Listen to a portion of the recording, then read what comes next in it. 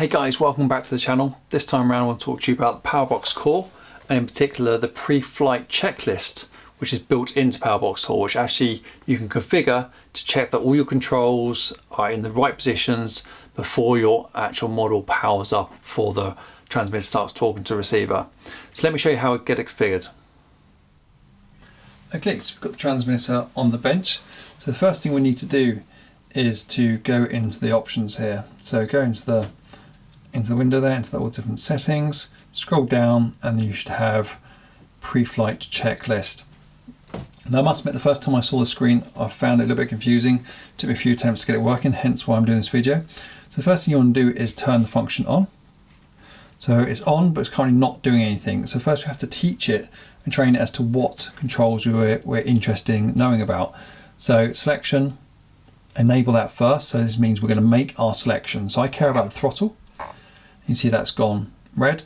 I care about this switch here because it's my different flight modes, and I can compare about this switch as well because it's a rate switch. So they're all highlighted in red. Now if you've knocked one by mistake, like I've knocked the rudder now, you see the rudder's highlighted, just wait a couple of seconds and then move it again and it will deactivate it. So only the ones in red are currently activated or currently enabled in the selection process for the pre-flight checklist. So we now turn selection off, and we now want to teach it as to where the controls should be for a safe startup. So throttle needs to be all the way down, the condition switch needs to be all the way down, and the dual rate switch needs to be all the way down as well. So you can do the same for like retracts, flaps, whatever you want to set up, but mainly good use for throttle on the electric models. So now I've put them into the right positions. We then hit the teach button. That then sets it into the memory. Hit OK, and then hit OK again. Come out of the menu. Now to test this, we simply turn the transmitter off, which I will skip through. Now with the transmitter off, I'll simulate that I've left a few things in the wrong place. Let's just do 2 of the 3. Turn the transmitter back on. Do its normal boot up sequence.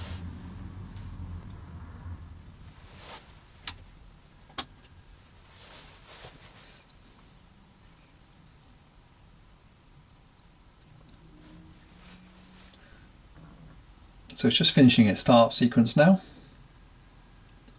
Give it a few more seconds to do its checks. And you can see it hasn't started up. It's gone straight to this warning screen, and the warning screen is showing you in the red indication as to what is wrong, and it's also naming out what you need to check. Check positions of stick A and switch D. So I've moved stick A back to the safe area, which we configured when we taught it, and then one of them's gone, and then the switch as well. Then it will now continue to start the radio, and now I've got control of the model. So the model was actually on during that entire process, but only got activated and triggered when everything was in the safe positions. So one other tip in this area, if that's not working for you, if you're not getting that screen up, then something you need to check is the system settings. And then system, so settings and then systems. Make sure quick start, or fast start rather, is off. If fast start is on, I found that it won't go through the pre-flight checklist. So make sure fast start is off, and then everything should be good. So guys, I think that's a nice little feature, pre-flight checklist. I love the way you can actually configure the switches yourself as to what positions they should be in, as well as the sticks. You can teach it to do that, and then of course you've got a nice friendly alarm and visual on the front which actually shows you in red what switches are in the wrong positions. Love it. Let me know your thoughts and comments below, guys. See you next time around.